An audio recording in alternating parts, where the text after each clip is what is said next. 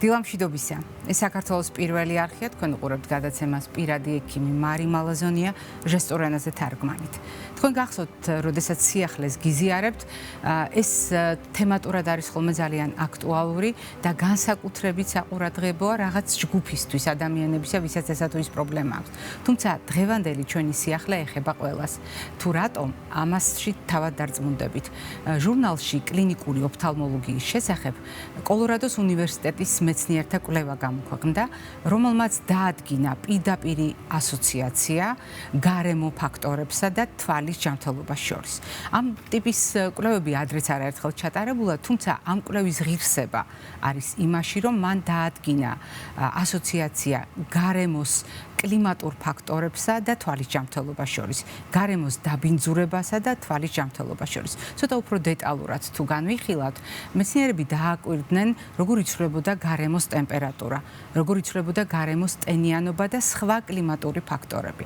ამავე დროს ისინი დააკვირდნენ, როგორ იცვლებოდა გარემოს დაბინძურების ხარისხი და იკვლევდნენ იმ ნაწილაკებს, რომელთა ზომა იყო 5 მიკრომეტრზე ნაკლები ან 10 მიკრომეტრზე ნაკლები და მივიდნენ ძალიან საინტერესო დასკვნამდე მას შემდეგ, რაც შეაფასეს იმავე პერიოდში ოფთალმოლოგთან ვიზიტების რაოდენობა, რომ სწორედ მაშინ, როდესაც გარემოს დაბინძურება იყო მაღალი, როდესაც გარემოში არსებული მიკრონაწილაკები ზომით 10 მიკრომეტრი და ნაკლები ასაც აღწევდა ინდექსით, მაშინ ოფთალმოლოგთან ვიზიტების რაოდენობა დიაგნოზით კონიუნქტივიტი დაახლოებით 2.5-ჯერ გაიზარდა.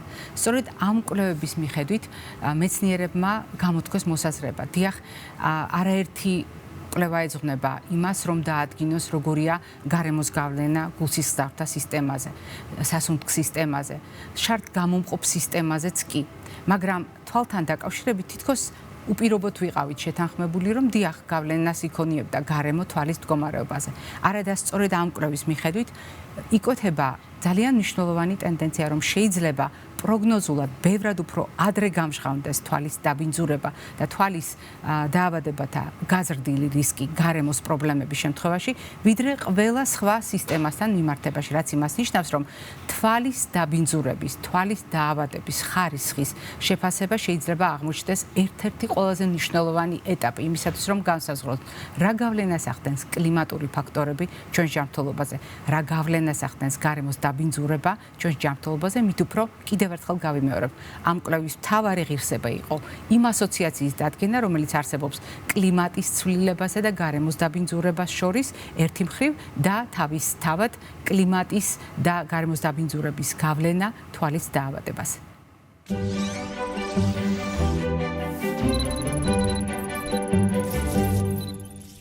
როდესაც ჩვენ ადამიანის შესახებ საუბრობთ, ყველა სისტემასთან დაკავშირებულ დამკვიდრებულ ფრაზებს ვიშველიებთ ხოლმე და მომწონს, როგორ დაიტია ქართულმა ის განსაკუთრებული დამოკიდებულება, რაც ჩვენს წინაპრებს ჰქონდათ ჩვენი ჯანმრთელობის, ჩვენი ორგანიზმის მიმართ. თვალის ჩინივით გასაფრთხილებელიო. ასე გამოხატავს ყოველთვის ქართველი, როდესაც განსაკუთრებულად საზრუნავს, განსაკუთრებულად ძვირფასს გამოჰყოფს ხოლმე თავის მეტყველებაში, აზროვნებაში, ყოველდღიურ ცხოვრებაში.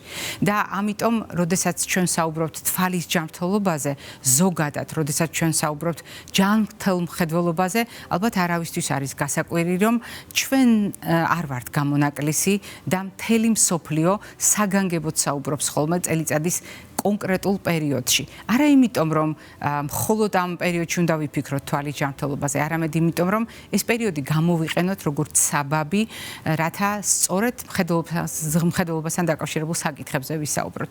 და ასეთ შემთხვევაში მე გაგახსენებთ, რომ მაისი გახლავთ ჯანმრთელი მხედველობის თვე და ცნობადობა ამ თემასთან დაკავშირებით იმდენად მნიშვნელოვანია, რომ ჩვენ ყოველწლიურად ვუბრუნდებით ამ თემას. დღეს ამ თვეს ჩვენთან გახსნის ჩვენი გადაცემის მეგობარი და დღევანდელი სტუმარი, ოფთალმოლოგი, მედიცინის დოქტორი ქალბატონი მარიამ გოლოვაჩოვა.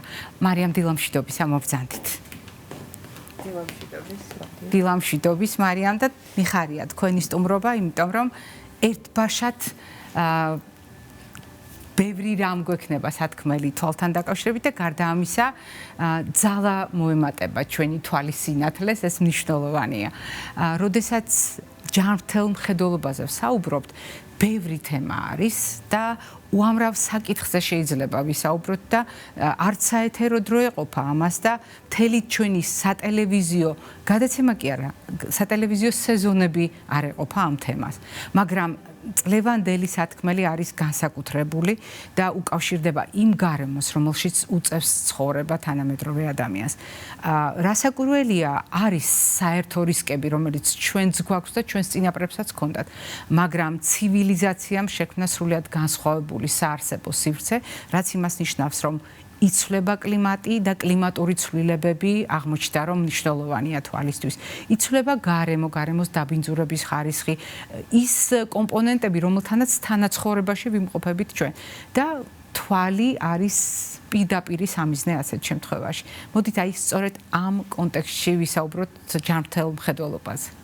გეთახმებით, მარი, დღევანდელ დღეს განსხვავებით ჩვენი წინაპრებისგან, ჩვენ გვაქვს ბევრი რისკ ფაქტორი გარშემო, არსებობს გარემო რისკ ფაქტორები, რომელთაგან, რა თქმა უნდა, პირველ რიგში აბსოლუტურად შეიცვალა თვალის მდგომარეობა სხვადასხვა გაჯეტების და ელექტრონული ინფორმაციის ათვისების ერაში, ხო? ანუ ჩვენ მუშაობთ, მეცადინეობთ, ვერთობით, ყველაფერს ვაკეთებთ ეკრანთან. დავსახლდით ეკრანთან. ეს თავისთავად არის ერთ-ერთი ფაქტორი, რომელიც იწვევს მთელ რიგ ცვლილებებს თვალის ზედაპირზე. ძალიან მნიშვნელოვანია ასევე კლიმატური ცვლილებები, იმიტომ რომ შეცვლილი კლიმატის პირობებში ბევრი დაავადება უფრო ხშირად პროცენტულად იმატებს და გამოვლინდება. თუმცა აღსანიშნავია, დაბალი ტენიანობის და მაღალი ტემპერატურის პირობებში ისევ და ისევ სამიზნე არის თვალის ზედაპირი. და შემდგომ უკვე სხვა პრობლემები. მნიშვნელოვანია ასევე კლიმატიდან გამომდინარე ულტრაიისფერი სხივების დამაზიანებელი მოქმედება, იმიტომ რომ ულტრაიისფერი სხივები იწვევენ მთელ რიგ დაავადებებს. და რა თქმა უნდა, ჩვენი სამუშაო რეჟიმი, როდესაც ჩვენ დროს ვატარებთ ზამთარში თუ ზაფხულში ოფისებში, ოთახებში, ჩვენ გვაქვს კომფორტი შექმნილი, გვაქვს კონდიცირება, გვაქვს გათბობა, რაც იწვევს ასევე დაბალტენიანობას და თვალის ზედაპირის პრობლემებს. მთავარი პრობლემა, რაც ამ ჩამოთვლილ ფაქტორებს აქვს, ეს არის თვალის ზედაპირის გამოშრობა. მშრალი თვალის დაავადება არსებობს სინდრომიც და არსებობს დაავადებაც. რა განსხვავებაა დაავადებასა და სინდრომის შორის? სინდრომი არის უფრო ხანმოკლე, სიმპტომურად იკურნება, ხოლო დაავადების შემთხვევაში შეიძლება თვალის ზედაპირი, ანუ კონიუნქტივა წარმოქმნის შემდგომ მუდმივ ქრონიკულ კონიუნქტივით, ანუ ანთებით პროცესს. შესაძლოა ეს პროცესი გადავიდეს რქოვანაზეც. მნიშვნელოვანია ასევე ქუთუთოების მდგომარეობა, ანუ ქუთუთოების ანთება, ბლეფარიტები იწვევს შემდგომ ჩვენი ცრემლის აპკის უფრო გათხელებას, აორთქლებას და შესაბამისად ამ დაავადების უფრო წინ წამოწევას. საკმაოდ შემაწუხებელია. ძირითადად პაციენტები მოგმართავენ ძლიერი წვის დისკომფორტის, სიწითლის ჩივილებით, რაც ძირითადად განიკურნება დამატენიანებელი წვეთების ფონზე, თუმცა თუ ამასთან ახლავს სეზონური ალერგია ან ალერგია ალერგენზე, რომელიც არის ოთახში ან სამუშაო სივრცეში, ეს უფრო ესეთ ქრონიკულ ხასიათს იძენს. ძირითადად მაინც არის გამოხატული სიწითლე, წვა, ცრემუდენა, დისკომფორტი და ეს ხელს გვიშლის ყოველდღიურობაში. მარიამ, როდესაც თქვენ საუბრობდით თანამედროვე რეალობაში თვალთან დაკავშირებულ რისკებზე, თქვენ ჩამოთვალეთ ფაქტორები, რომელთან გამკლავება ძალიან გაუჭირდება თანამედროვე ადამიანს. სამწუხაროდ, ჯერჯერობით ჩვენ ვერ ვაჩერებთ იმ კლიმატურ ცვლილებებს, რომელიც ჩვენს თავს ხდება. ეს არის რეალობა და იმაზე სწრაფად იცვლება კლიმატი, ვიდრე ვარაუდობდნენ თუნდაც 5 ან 10 წლის წინ მეცნიერები. მეორე მხარია გარემოს დამაბინძურებელი ფაქტორები, იმიტომ რომ ჩვენ სულ უფრო და უფრო ურბანიზებულ სივრცეში ვართ, სულ უფრო მეტად დაბინძურებულ გარემოში ვართ. მაგრამ აქ არის კიდევ ერთი ძალიან მნიშვნელოვანი კომპონენტი, მზესთან ექსპოზიცია, ეკრანებთან ურთიერთობა, რომელიც ფიქრობ ასევე გადაულახავი შეიძლება იყოს თანამედროვე ადამიანისთვის, იმიტომ რომ ამ მონაპოვარზე ცივილიზაციისა დარწმუნებული ვარ ადამიანი უარს არ იტყვის და არც არის საჭირო. მაშინ როგორ უნდა მოვახერხოთ თანაცხოვრება? თქვენ ნაწილობრივ დაიწყეთ ამაზე საუბარი, როდესაც ახსენეთ მშრალი თვალის სინდრომი ან დაავადება, როგორც ერთ-ერთი საჩუქარი აი ამ ჩამოთვლილი ფაქტორებისა და მასთან გამკლავების შესაძლებლობა. როგორ ვიცავთ თვალს იგივე კლიმატური ცვლილებებისაგან, იგივე დაბინძურებული გარემოსგან, სადაც არის უამრავი გამონაბოლქვი, უამრავი ნაწილაკი, რომელიც რისკს უქმნის ჩვენს თვალს, იგივე ეკრანებთან ურთიერთობის საჩუქრები, იგივე მზესთან დაკავშირებული რეკომენდაციები. პრაქტიკულად რამდენიმე თავდაცვითი საშუალება უნდა ჩამოვთვალოთ ახლა, რომლითაც შევძლებთ უარი არ ვთქვათ ერთი მხრივ ამ ცივილიზაციის მონაპოვარზე და მეორე მხრივ გარემოს რისკებისგან დავიცვათ თვალი. რა თქმა უნდა, ამ კომფორტზე უარს ვერ ვიტყვით და ვერავინ ვერ ვიცხოვრებთ ამ ჩამოთვლილი რისკ ფაქტორების გარეშე. უმთავრესად ალბათ უმჯობესია დავიწყოთ იქიდან, რომ ულტრაისფერი გამოსხივება არის ის ერთ-ერთი ძირითადი რისკ ფაქტორი, რაც იწვევს სხვადასხვა ტიპის ონკოლოგიურ დაავადებებს პერიოკულარულ არეში, იწვევს კონjunktивიტებს, როგორც თქვით, მშრალი თვალის დაავადებას, იწვევს პტერიგიუმს, იწვევს კატარაქტას, კერატოკონუსს, ანუ ბევრი დაავადების მაპროვოცირებელი ფაქტორია ულტრაისფერი გამოსხივება, ამიტომ სასურველია ნებისმიერი ექსპოზიციის შემთხვევაში, ანუ მზეზე გასვლის შემთხვევაში, როგორც კანს ვიცავთ, ასევე დავიცვათ თვალი. აუცილებელია დამცავი სათვალისწარება ულტრაისფერი გამოსხივებისგან, რათა ჩვენ ამ ყველა დაავადებისგან დავიცვათ ჩვენი მხედველობა და მხედველობის ორგანო. რაც შეეხება გაჯეტებს და ეკრანთან მუშაობას, ყველაფერს ვაკეთებთ ეკრანთან, თუმცა ჩვენ უნდა დავიცვათ ჰიგიენა. ეს არის მხედველობის ჰიგიენა, როდესაც თუნდაც სწორი პოზიცია, ხო? ანუ ეს მარტო თვალზე კი არა, ხერხემლისთვისაც ძალიან მნიშვნელოვანია, რომ სწორად ვიყოთ ჩვენ იმ მოწყობილობასთან, სადაც მუშაობთ. ანუ ეს არის 90 გრადუსით მოხრილი მუხლი, განსაკუთრებით ბავშვებისთვის, ხო, ეს სწორი ჯდომა არის მთავარი. კითხვის შემთხვევაში გაჯეტებთან სადღაც 30 სანტიმეტრიდან უფრო შორს გვიწევს, ხო, გაშლილი ხელის მანძილზე დაახლოებით 60 სანტიმეტრია დაახლოებით. მნიშვნელოვანია იდაყვების სწორი პოზიცია და ოდნავ დახრილი ეკრანი, იმიტომ რომ ეს ოდნავ დახრილი ეკრანიც მხედველობისთვის მნიშვნელოვანია. მოზარდების შემთხვევაში სასურველია დამატენიანებელი წვეთების გამოყენება პერიოდულად, ჩაწვეთება რაღაც ინტერვალებით, იმიტომ რომ ეს გვინდა არ გვინდა ჩვენ უფრო იშვიათად ვახამხამებთ თვალს ეკრანთან, ეს ჩვენგან დამოუკიდებლად ხდება და შესაბამისად ვითარდება უკვე ზედაპირის გამოშრობა. მნიშვნელოვანია ასევე რაღაც პერიოდულობით თვალის დასვენება, ანუ მზერის გადატანა მოშორებულ საგნებზე.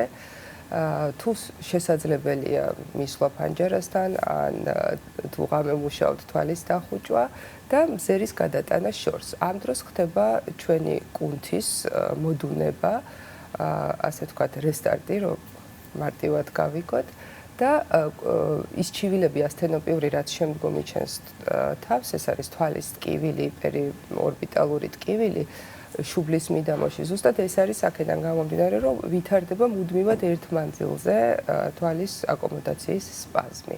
ბავშვების შემთხვევაში გაკვეთილები, რა თქმა უნდა, ისეა გაწერილი, რომ დროულად მოხდეს მათი შესვენება და მნიშვნელოვანია სახლში სკოლის შემდგომ მათი ფიზიკური აქტივობა ძირითადად იყოს უფრო სუფთა ჰაერზე, იმიტომ რომ ამ შემთხვევაში ბევრად კარგად მუშაობს აკომოდაციის კუნთიც თვითონ, ხდება ბავშვის დაცვა სხვადასხვა რეფრაქციული მანკების ჩამოყალიბებისგან და მეცადინეობის შემთხვევაშიც შესვენებები ძალიან მნიშვნელოვანია. კლიმატურ პირობებს ვერაფერს ვერ მოვუხერხებთ, ალერგიის შემთხვევაში ალერგენთან მოცილება ან ანტიჰისტამინური მკურნალობა და ისე დამატენიანებელი წვეთები.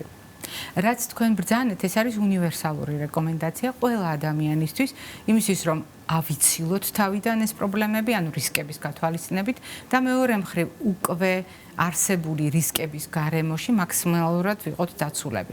მაგრამ არის კატეგორია ადამიანების, ვისაც თვალის პრობლემები უკვე აქვს. არ არის აუცილებელი ამ შემთხვევაში რომელიმე კონკრეტულ დაავადებაზე ვისაუბროთ, ისეთი მრავალფეროვნება ოფთალმოლოგიური პათოლოგიების, რომ პრაქტიკულად განვაზოგადოთ ახლა და იმ ადამიანებისთვისაც ვთქვათ, ვიდრე საუბარს დავასრულებთ. გასაგებია, ყველა ეს ღონისძიება კეთილის მყოფელია ადამიანებისთვის, ვისაც სერიოზული დაავადებები არ აქვს. ხოლო ვისაც უკვე აქვს პრობლემები, მათთვის გარემო ფაქტორები შეიძლება იყოს განსაკუთრებული ტვირთი და ამ ადამიანებმა რა უნდა გაითვალისწინონ? რა თქმა უნდა, ძალიან დიდია მრავალფეროვანი ოფთალმოლოგია დაავადებების მხრივ და ნებისმიერი დაავადების უფრო რთული დაავადებების მექანიზმი, პათომექანიზმი არის მაინც ოქსიდაციური სტრესი, ხო, ძირითადად თანხლები დაავადებები და ის გარემო პირობები, რაც ქმნის შემდგომ ამ დაავადების პროგრესირების საფრთხეს. ამ შემთხვევაში მაინც ვფიქრობ მნიშვნელოვანია სწორი კვება, ჯანსაღი ცხოვრების წესი და ექიმის რეკომენდაციები.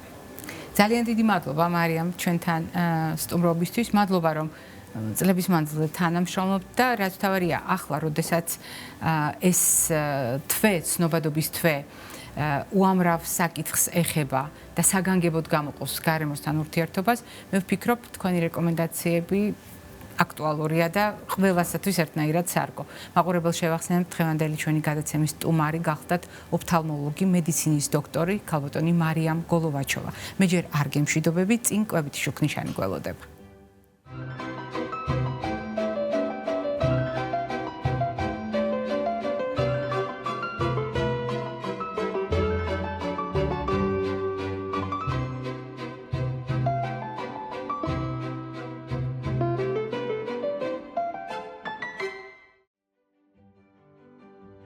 ჩვენ ხშირად საუბრობთ იმაზე, რომ ადამიანს მრავალფეროვანი საკვები ჭირდება. მაგრამ კვებით რეკომენდაციებს რატომღაც სამფერს გთავაზობთ? არა იმიტომ, რომ მართლაც სამფერია და სამწახნაგოვანი ეს რეკომენდაციები, არამედ იმიტომ, რომ ჩვენ ვცდილობთ კონკრეტულ უჯრაში მოვაქციოთ ცოდნა, რომელსაც გიზიარებთ. რატომ? ადამიანები ვიმახსოვრებთ მოვლენებს ასოციაციურად, შთაბეჭდილებებით და ამ შთაბეჭდილებას სხვადასხვა ფაქტორი ერთდროულად ქმნის. მაგალითად, ეს არის სუნი ასოცირებული ამ მოვლენასთან. ეს არის ფერი, განათება, გარემო, თანხლები კომპონენტები. როდესაც კვებაზე ვსაუბრობთ და როდესაც თემატურ კვებაზე ვსაუბრობთ, ჩვენ გვინდა რომ სწორედ ასე მრავალი კომპონენტით განმტკიცებული ცოდნა დაგვრჩეს და გამოვიყენოთ ჩვენი ორგანიზმის ჯანმრთელობისათვის, ჩვენი ოჯახის წევრების ჯანმრთელობისათვის. განსაკუთრებით მნიშვნელოვანია ასეთი სათქმელი მაშინ, როდესაც მხედველობაზე ვსაუბრობთ, თვალის ჩინზე ვსაუბრობთ და დღევანდელი დღე არ გახლავთ გამონაკლისი, როდესაც ცნობადობის ასამაღლებლად არა მარტო წმინდა სამედიცინო საკითხებზე ვსაუბრობთ, არამედ კვებასაც ვეხებით. დიახ, წარმოუდგენელია ჯანმრთელი მხედველობა ჯანმრთელი კვების გარეშე. ჯანმრთელი კვება კი ნიშნავს იმას, რომ ყველა კომპონენტი უნდა იყოს ბალანსირებულად, ანუ თანაბრად, წონასწორობაში შერჩეული, თანაბრად არარაოდენობრივად, არამედ მნიშვნელობით ორგანიზმისათვის. მაგალითად, როდესაც თვალის ჯანმრთელობაზე ვსაუბრობთ, თვალს სჭირდება სწორად შერჩეული ცილა, ყველა სასიცოცხლო ამინომჟავის შემცველი. თვალს სჭირდება ჯანმრთელობისათვის სწორად შერჩეული ცხიმები და განსაკუთრებით მნიშვნელოვანია ასეთ შემთხვევაში ომეგა-3 ან ომეგა-6, იმიტომ რომ ეს არის აუცილებელი ცხიმოვანი მჟავები. უნდა გავითვალისწინოთ ნახშირწყლების როლი. და მე მინდა გაგახსენოთ, ადვილად შეთვისებადი ნახშირწყლები რამდენად დამაზიანებელია ჩვენი მხედველობისთვის, ჩვენი თვალის ჯანმრთელობისთვის და მაგალითად შაქრიანი დიაბეტის დროს ამ საკითხების მართვა გადამწყვეტი რატომ ხდება. რატომ არის მნიშვნელოვანი თულად შესათვისებელი ნახშირწყლების გამოყენება მთლიანი პროდუქტებიდან, არა რაფინირებული, არა პროცესირებული პროდუქტებიდან.